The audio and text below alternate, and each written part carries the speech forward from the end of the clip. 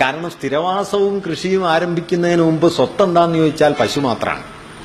പശുവാണ് സ്വത്ത്. അതുകൊണ്ടാണ് പ്രാചീന നമ്മൾ ഇന്ന് കാണുന്ന പശുവിന്റെ ഈ മഹത്വം ഉണ്ടല്ലോ, ഇത് ഈ സ്വത്തധികാരമായി ബന്ധപ്പെട്ട് വന്നതാ. പാസ്റ്ററൽ സൊസൈറ്റിയിലെ സ്വത്തധികാരമാണ് പശു. അതാണ് പശുവിന്റെ വിശുദ്ധിയുടെ അടിസ്ഥാനം. കൃഷി വന്നപ്പോ പിന്നെ അത് പോയി.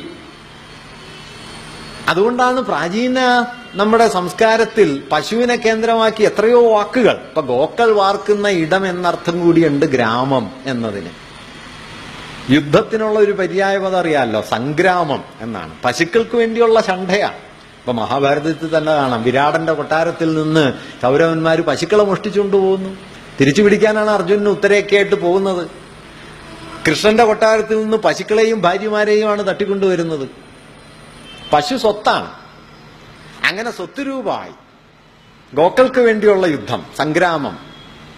കാണാതായ പശുവിനെ തേടിപ്പോവലാണല്ലോ ഗവേഷണം.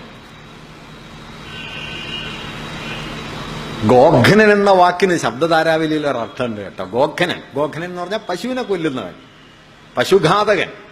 ഗോഘനൻ എന്ന വാക്കിന് ശബ്ദധാരാവലി കൊടുക്കുന്ന ഒരർത്ഥം ബ്രാഹ്മണൻ എന്നാണ്. അത് ഓർക്കേണ്ട ഒരു കാര്യമാണ്. കാരണം ഈ ക്രിസ്തുവർഷ 5-ാം നൂറ്റാണ്ട് വരെയൊക്കെ ഇന്ത്യയിലെ വൈദിക സമൂഹം പശുമാംസം ധാരാളമായിട്ട് ഭക്ഷിച്ചിരുന്നു. ഇന്നിപ്പോ എല്ലാവരും ഭയങ്കര സസ്യഭുക്കുകളാണ്.